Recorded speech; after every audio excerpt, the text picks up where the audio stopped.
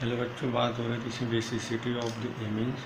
तो previous lecture में मैंने एलिफैटिक एमीन्स के बारे में डिस्कशन किया था और एनिलीन के बारे में डिस्कशन किया था। इसके बाद लेक्चर को आगे हम कंटिन्यू करते हैं। तो एक एक पॉइंट को समझते जाइए, सारी चीज़ों को एक्सप्लेन करते जाइए। आपके सिलेबस में ज़्यादा डिटेल में नहीं है, तो जितना पॉइंट आपके एनसीईआरटी है उस बेसिस पर आपको चीज़ों को एक्सप्लेन कर दे रहे हैं। पहले पॉइंट को समझिए फिर एक्सप्लेन करें। यहाँ पर लिखा गया है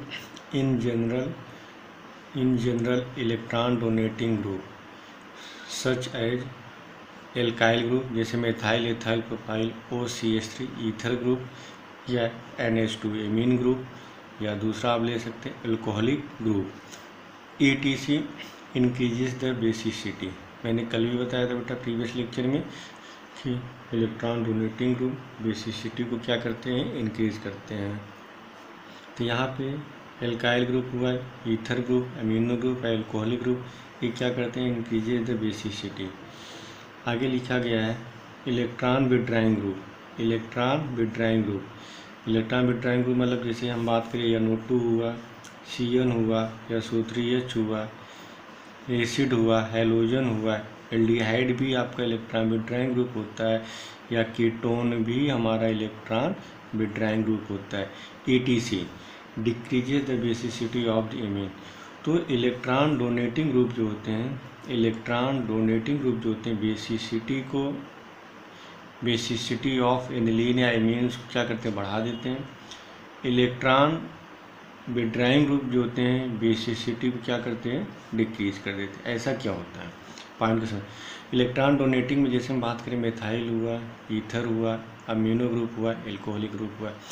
इलेक्ट्रॉन डोनेटिंग में, इलेक्ट्रॉन विड्राइंग ग्रुप में NO2, CN, SO3, acid, halogens में जैसे हम बात करें fluorine, chlorine, bromine, iodine, aldehyde, ketone, ये बेसिसिटी को कम करते हैं। इलेक्ट्रॉन डोनेटिंग ग्रुप क्या होते हैं, इलेक्ट्रॉन डोनेट करते हैं। अब विड्राइंग क्या करते हैं, इलेक्ट्रॉन को खींचते हैं। तो यहाँ पे ऐसा समझिएगा, ऐसा क्यों होता है। एलिफैटिक केस में मैंने बताया था कि इलेक्ट्रॉन डोनेटिंग ग्रुप क्या करते हैं, नाइट्रोजन पे इलेक्ट्रॉन डेंसिटी को इंक्रीज कर देते हैं। पॉइंट को समझिए, इलेक्ट्रॉन डोनेटिंग ग्रुप जो होते हैं एमीन के नाइट्रोजन पे इलेक्ट्रॉन डेंसिटी को इंक्रीज कर देते हैं। इसलिए जो लोन पेयर होता है ईजिली अवेलेबल होता फॉर द प्रोटोनेशन। मतलब जितना आसानी से अपना लोन पेयर डोनेट करेगा कोई भी एमीन, उसकी बेसिसिटी उतनी ज़्यादा होगी।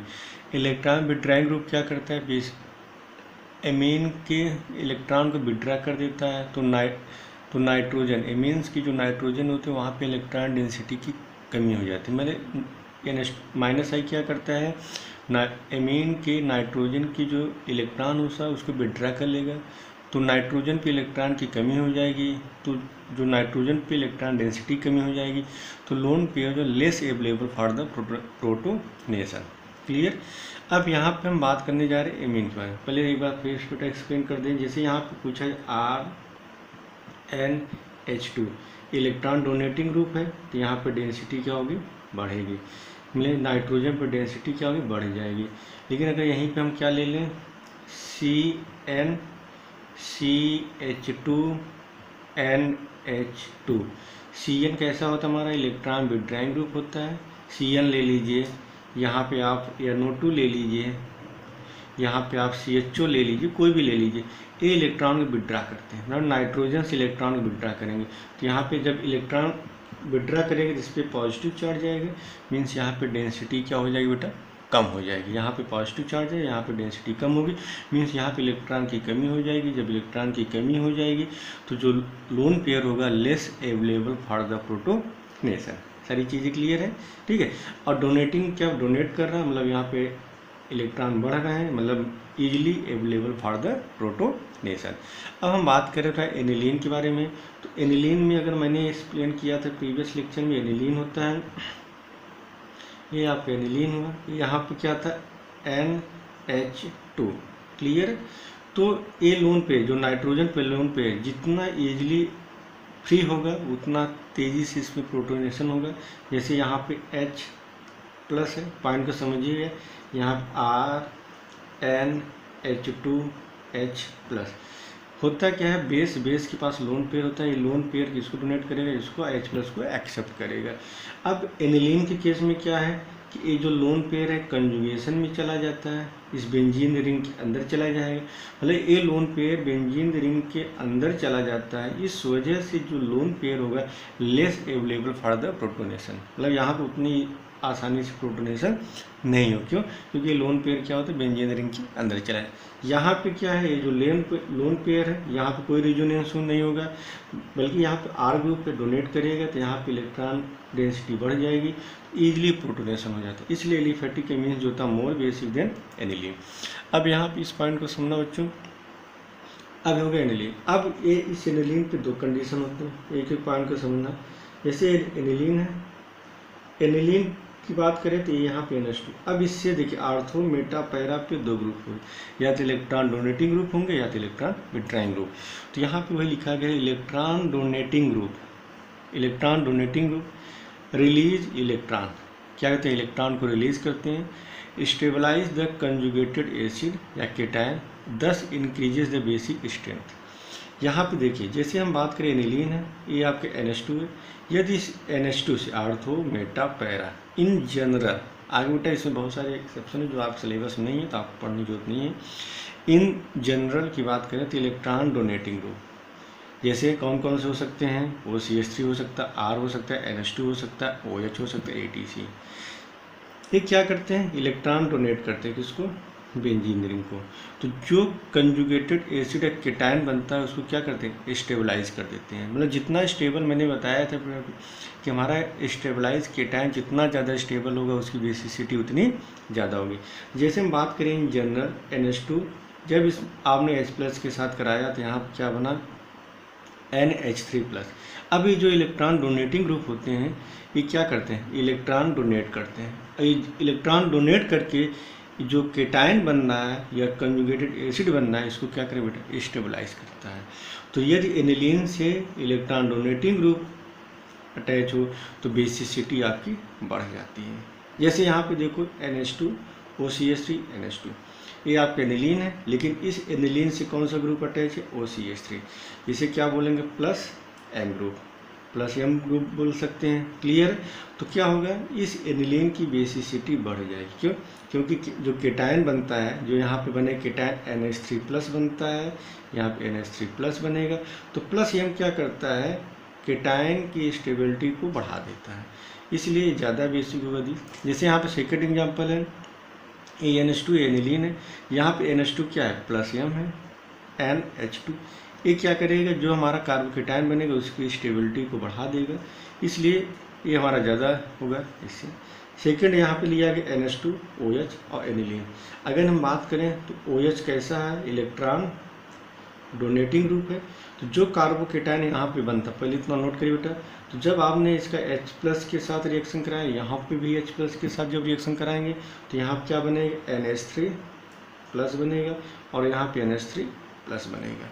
तो यहाँ पे लिखा है इलेक्ट्रॉन डोनेटिंग ग्रुप क्या हो, ये इलेक्ट्रॉन रिलीज करेंगे, मतलब इलेक्ट्रॉन डोनेट करें, किसको, बेंजीन रिंग को इलेक्ट्रॉन डोनेट करें, release electron and stabilize the conjugated acid या ब्रैकेट में केटायन। तो जो केटायन बन रहा है या इसे क्या बोलते हैं, कंजुगेटेड एसिड बोलेंगे, इसको क्या करेगा, स्टेबलाइज करेगा। Means electron donating group benzene ring के अंदर इलेक्ट्रॉन डेंसिटी को इंक्रीज करेगा। जितना ज़्यादा बेंजीन रिंग के अंदर इलेक्ट्रॉन डेंसिटी इंक्रीज करेगा, बेसिक स्ट्रेंथ हमारा बढ़ेगा। क्लियर? यहाँ पे भी OCH3 क्या है, बेंजीन रिंग के अंदर डेंसिटी को इंक्रीज कर रहा है, यहाँ पे भी बेंजीन के अंदर इलेक्ट्रॉन डेंसिटी को इंक्रीज कर रहा है।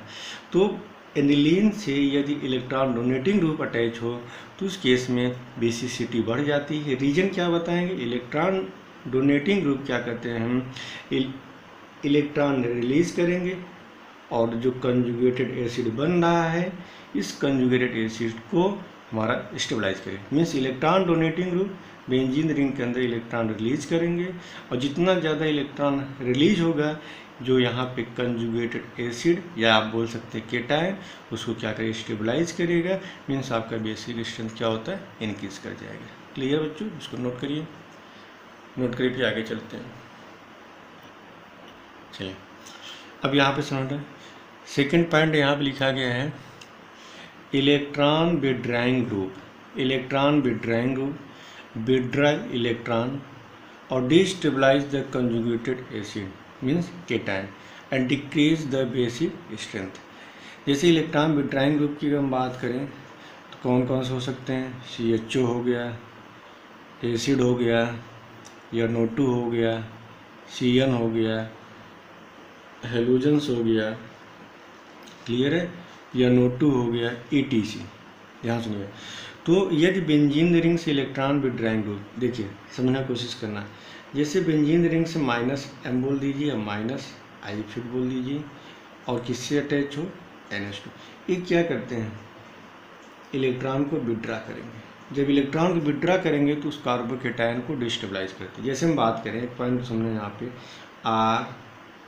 RNH2, जब आपने इसका प्रोटोनेशन कराया क्या बने, RNH3+, ये हुआ हमारा बेस, सुनना बेटा, ये हुआ एसिड।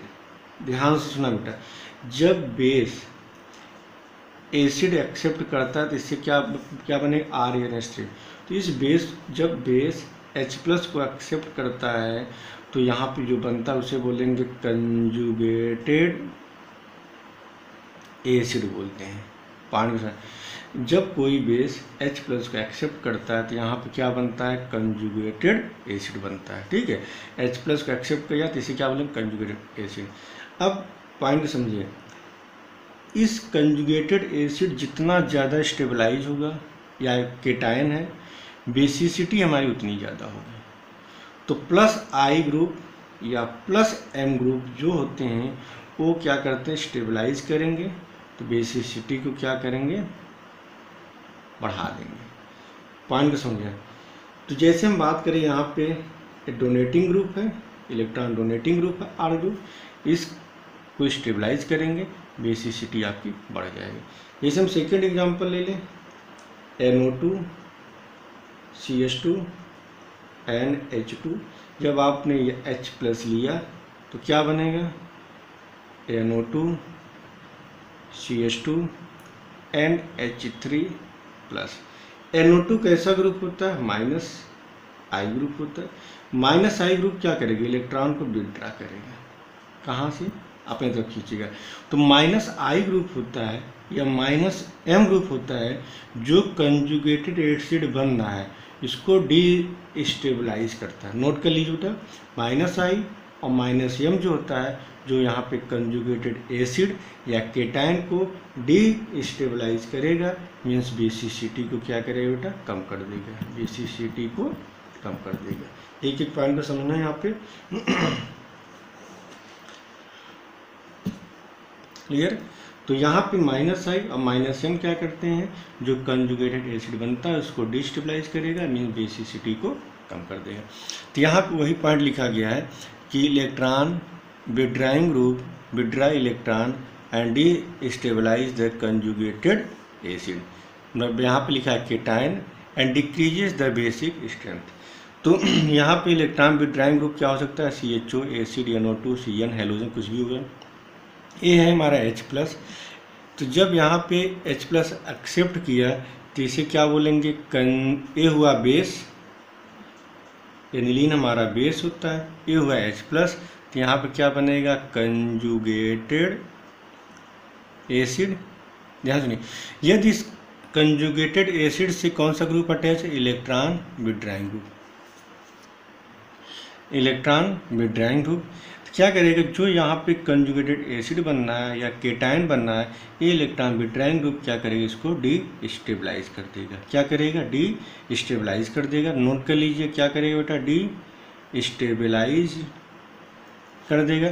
और जो केटायन बनेगा या आप बोल सकते हैं कंजुगेटेड एसिड या केटायन को डिस्टेबलाइज कर देगा, तो उस केस में बेसिसिटी आपकी क्या हो जाएगी, बेसिसिटी यहाँ पर नोट कर लीजिए बेटा, बेसिसिटी आप क्या हो जाएगी, कम हो जाएगी, बेसिसिटी घट जाएगी। तो एनिलीन से जब भी कोई इलेक्ट्रॉन विड्राइंग ग्रुप अटैच होता है तो जो कंजुगेटेड एसिड बनता है, उस कंजुगेटेड एसिड क्या करेगा, इलेक्ट्रॉन को विड्रा कर लेगा, खींचेगा, तो यहाँ पे इलेक्ट्रॉन की कमी हो जाएगी। तो जो कंजुगेटेड एसिड या केटायन होगा उसको क्या करेगा, डिस्टेबलाइज कर देता है। जैसे यहाँ पे लिखा है NH2 और NO2, ये है आपका एनिलीन है, ये भी आपके एनिलीन, लेकिन यहाँ पे कौन सा ग्रुप अटैच, NO2, NO2 कौन सा ग्रुप होता है -M, means electron withdrawing group. ये क्या करेगा, डेंसिटी को कम कर देगा। क्लियर है। तो ओवरऑल आपको समझ में आया कि +M जो होगा डेंसिटी को सबसे ज़्यादा +M वाले ग्रुप का होगा, फिर एनिलीन का होगा, फिर -M का होगा इन जनरल। लेकिन हर जगह नहीं होता है, तो आपके एक्सेप्शन वगैरह आपको नहीं पढ़ना है, ना आपके सिलेबस में दिया गया है। तो अब इससे रिलेटेड हम कुछ आपको प्रॉब्लम सॉल्व कराते हैं। चलिए, तो कल बेटा यहाँ तक प्रॉब्लम हो गया था। आगे हम बात करें थर्ड वाले प्रॉब्लम पे। यहाँ लिखा in increasing order of basic strength aniline, para nitro aniline and para toluidine. तो पहले हम सबके स्ट्रक्चर के बारे में बात करते हैं। ये होता है आपका एनिलीन, पैरा नाइट्रो एनिलीन, ये होगा पैरा नाइट्रो, मतलब NO2 ग्रुप किस पे आएगा, पैरा पे। और फोर्थ जो थर्ड दिया गया है टॉलुइडीन, इसका स्ट्रक्चर ये होता है NH2 एंड CH3। नोट करिए यहाँ पे,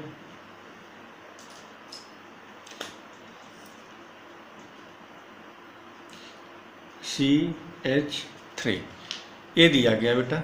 और आपको बताना है कि बेसिसिटी सबसे ज़्यादा किसकी हुई। CH3 कौन सा ग्रुप होता है, +M।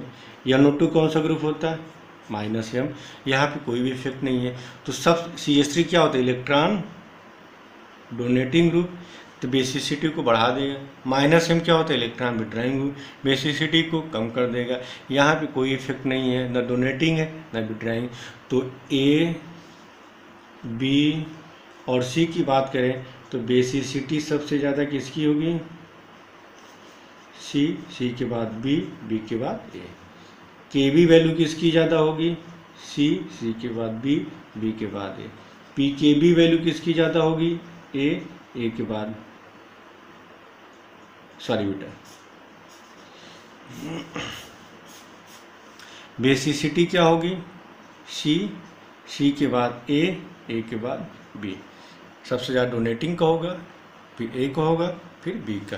KB value C A B, PKB value B A and C। Clear है। ये सिंपल सा प्रॉब्लम दिया गया था। नहीं, जैसे अगर आपसे पूछ लिया जाए कि सबसे ज़्यादा बेसिक कौन होगा, यहाँ पे एनिलीन दिया गया है,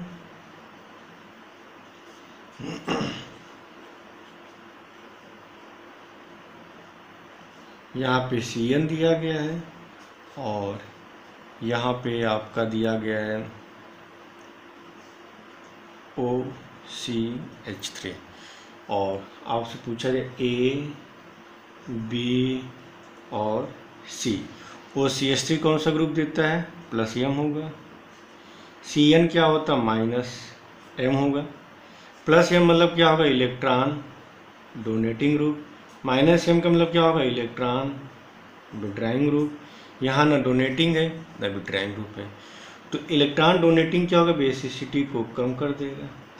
-M या इलेक्ट्रॉन बेसिसिटी को कम कर देता है।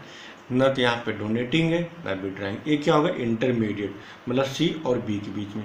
तो सबसे ज़्यादा होगा C के बाद A के बाद B बेसिसिटी। KB वैल्यू सबसे ज़्यादा C A B। अगर आपसे PKB वैल्यू पूछ लिया जाए B A C होगा। क्लियर बच्चों, इसको नोट करिए फटाफट। यहाँ पे पूछा गया बेटा PKB value of aniline is more than that of methylamine, मतलब एनिलीन लेस बेसिक होगा PKB वैल्यू ज़्यादा होगा, मेथाइलेमीन मोर बेसिक होगा PKB वैल्यू कम होगा। तो ज़्यादा क्यों है, आप रीजन क्या बताएं, एनिलीन का जो नाइट्रोजन का जो लोन पेयर है रेजोनेंस में पार्टिसिपेट कर जाता है, तो less available for the protonation, तो इसकी बेसिसिटी कम हो जाती है, इसलिए PKB वैल्यू ज़्यादा होगी। क्लियर है। ये सारी चीज़ बेटा बता चुके हैं। फ्री डाइग्राफ भी हो चुका, डाइजोनियम आपके सिलेबस में है नहीं, गैब्रियल थैलामाइड सिंथेसिस भी आपका हो गया है, तो ये सारी चीज़ आपको करा दी गई हैं। ठीक है, आपका 13.4 भी आपका हो गया। चलिए आगे हम बात करते हैं। यहाँ पे दिया गया है, इसमें आपको बेसिसिटी बताना है। C6H5NH2, C6H5NHCH3, C6H5CH2NH2। यहाँ पे आपको बेसिसिटी आपको बताना है। ठीक है, अब एक एक पॉइंट को समझना बच्चों। चलिए,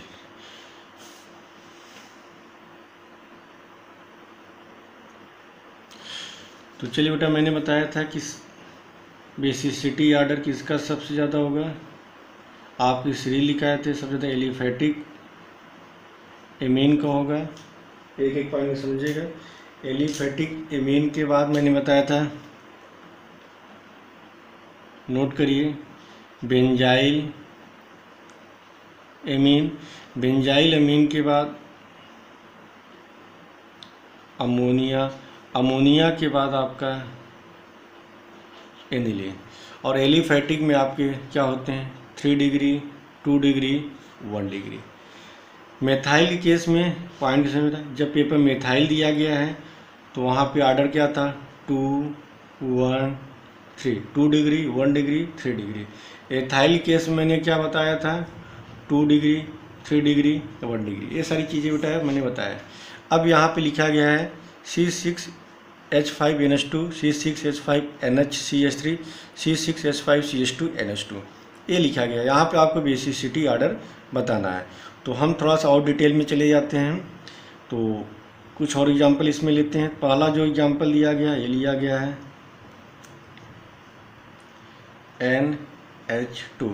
सेकेंड एग्जांपल क्या लिया गया है, NHCH3। और इसमें एक एग्जांपल हम और ऐड कर दें बेटा, सब साथ में बता दे रहे हैं,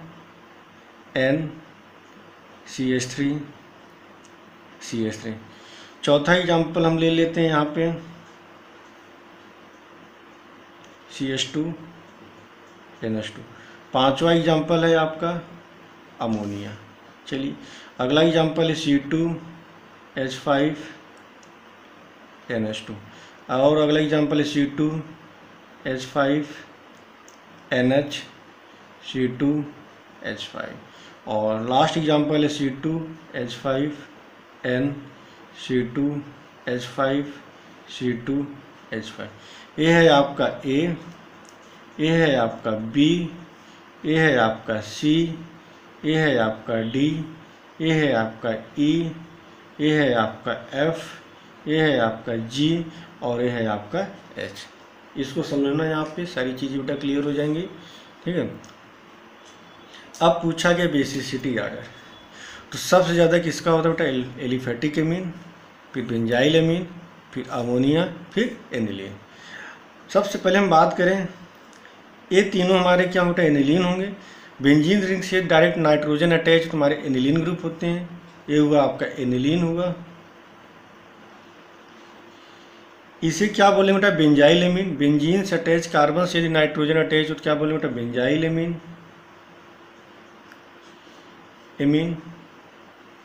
इसे क्या बोलेंगे बेटा, अमोनिया बोलेंगे। ठीक, और यहाँ पे देखिए 1 degree ethyl amine, 2 degree ethyl amine और 3 डिग्री एथाइल, ये तीनों हमारे क्या बेटा, एलिफेटिक हैं। चलिए, यहाँ तो क्लियर होगा। तो सबसे ज़्यादा हमारा कौन होगा, एलिफेटिक एमीन होगा, पहले नंबर पे आएगा। अब इसमें भी डिसाइड करेंगे। फिर सेकेंड नंबर पे आपका बेंजाइल एमीन आएगा, फिर थर्ड नंबर पे आपका अमोनिया आएगा, और फोर्थ नंबर पे आपका एनिलीन आएगा। यहाँ पे इतने पॉइंट को समझना बच्चों। अब एथाइल केस में याद करिए बेटा, मैंने बताया था ये आपका 1 डिग्री होगा, ये आपका 2 डिग्री है, और ये आपका 3 डिग्री। तो सबसे ज़्यादा कौन होगा बेटा, 2 डिग्री एथाइल एमीन, फिर 3 डिग्री, फिर 1 डिग्री। तो यहाँ पे ऑर्डर क्या होगा बेसिसिटी का, ये आपका EFG है ना, तो G के बाद H के बाद F। 2 डिग्री, 3 डिग्री, 1 डिग्री, ये हुआ बेसिसिटी। चलिए, इसके बाद फिर क्या आएगा बेटा, बेंजाइल एमीन। बेंजाइल एमीन मतलब डी होगी। डी के बाद आपका अमोनिया E आएगा। यहाँ तक क्लियर हुआ। पहले एलिफेटिक एमीन, तो यहाँ पे एथाइल है, तो सबसे ज़्यादा 2 डिग्री, फिर 3 डिग्री, फिर 1 डिग्री, फिर बेंजाइल एमीन, फिर अमोनिया। यहाँ तक क्लियर हुआ। अब हम बात करते हैं ए बी सी तीनों आपके एनिलीन है, लेकिन सबसे ज़्यादा कौन होगा? सी वाला होगा। क्यों? क्योंकि यहाँ पे इसका लोन पे भी रेजोनेंस में जा रहा है, यहाँ पे भी रेजोनेंस में जा रहा है, यहाँ पे भी रेजोनेंस में जा रहा है, लेकिन यहाँ पे कौन सा ग्रुप है? प्लस आई। यहाँ पे क्या है? प्लस आई। प्लस आई क्या करेगा? डेंसिटी को बढ़ाएगा तो बेसिसिटी आपकी बढ़ जाएगी। तो यहाँ प्लस आई कितने दिए गए हैं? 2। यहाँ प्लस आई कितने दिए गए हैं? 1। यहाँ पे 0। फिर कौन आ जाएगा? तो सी ज़्यादा बेसिक होगा, फिर बी होगा, फिर ए। क्या हो जाएगा? C B and A. Clear हो गया बच्चों? चलिए, ये आपका वही दिया गया है C2H5, ये दिया गया है 2 डिग्री 3 डिग्री भी आपको जस्ट कराई दिए हैं। बॉइलिंग पॉइंट, तो बॉइलिंग पॉइंट किसका ज़्यादा होगा ये आप लोग बताइए। सबसे ज़्यादा एल्कोहल को होगा। आपको 1 मिनट टाइम दे रहे हैं, आप सोच के बताइए कि इन तीनों में सबसे ज़्यादा बॉइलिंग पॉइंट किसका होगा।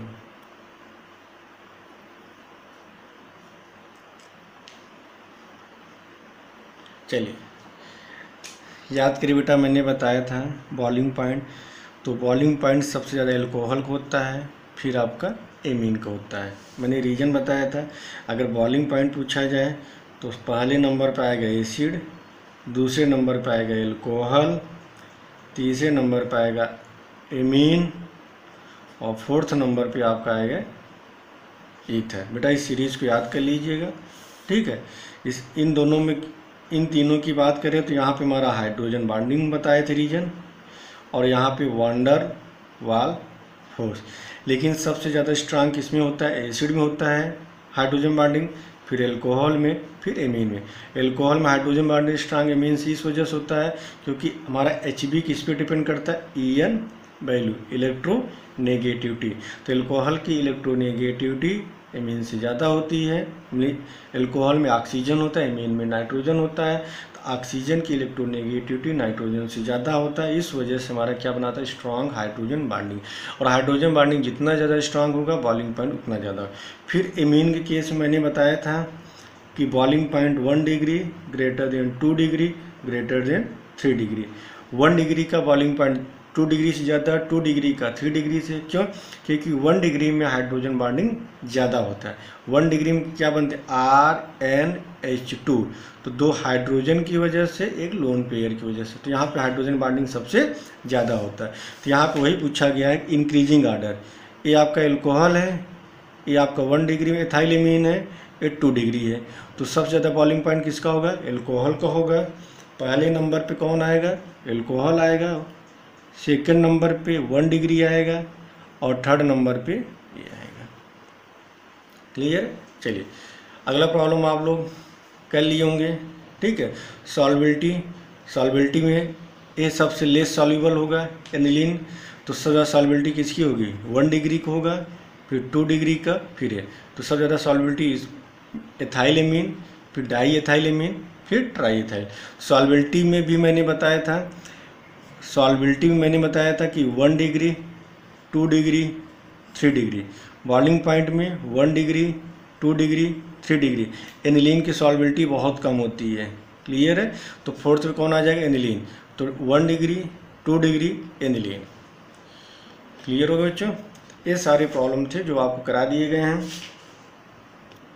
चलिए अब आ जाइए इंटेक्स। यहाँ पे आपको बेसिसिटी सारी चीज़ें बेटा बता दी गई।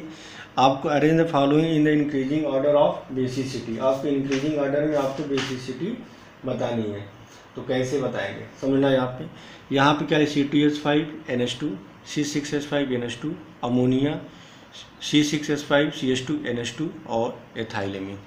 ये आपका 1 degree ethyl amine, aniline, ammonia, benzyl amine, 2 degree ethyl amine.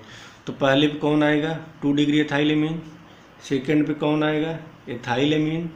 फिर थर्ड पे कौन आएगा बताइए? आप सोचिए, 1 मिनट टाइम दे रहे हैं, 10 सेकेंड। चलिए आप लोग सोच लिए होंगे। चलें, तो ये पहले पे आएगा 2 डिग्री एथाइल एमीन, फिर 1 डिग्री एथाइल एमीन, फिर थर्ड पे कौन आएगा? बेंजाइल, फोर्थ पे अमोनिया, फिफ्थ पे एनिलीन। चलिए यहाँ आप चेक करिए, यहाँ पे क्या है C2H5NH2, 1 degree ethylamine, 2 degree ethylamine, 3 degree ethylamine aniline. Simple सा, पहले पे आएगा 2 डिग्री, फिर 3 डिग्री, फिर 1 डिग्री, फिर बेंजाइलेमीन। चलिए यहाँ पे देखिए, यहाँ पे क्या लिखा है CH3NH2, CH3 का होल ट्वाइस NH2, CH3 का होल ट्वाइस एनिलीन और बेंजाइलेमीन। यहाँ पे सोचिए मिथाइल केस में क्या होगा,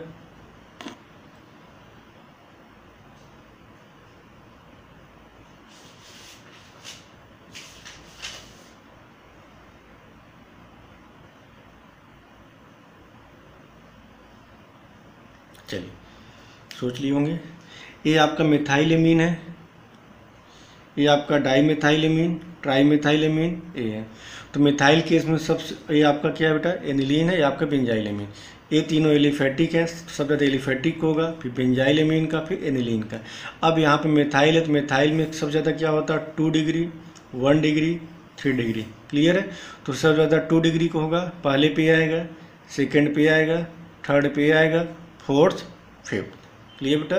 2 degree, 1 degree, 3 degree, 2 degree, 1 degree, 3 degree benzylamine और एनिलीन। एथाइल केस में क्या होता है, एथाइल केस में 2 degree, 3 degree, 1 degree benzyl amine और लास्ट में क्या आएगा बेटा, एनिलीन। मिथाइल केस में 2 degree, 1 degree, 3 degree benzyl amine, ammonia, aniline. Clear. तो इस तरह बेटा आपका बेसिसिटी कंप्लीट होता है, आपका चैप्टर भी कंप्लीट होता है। अब कल हम बात करेंगे बेटा नेक्स्ट चैप्टर के बारे में। तो ओके, थैंक यू।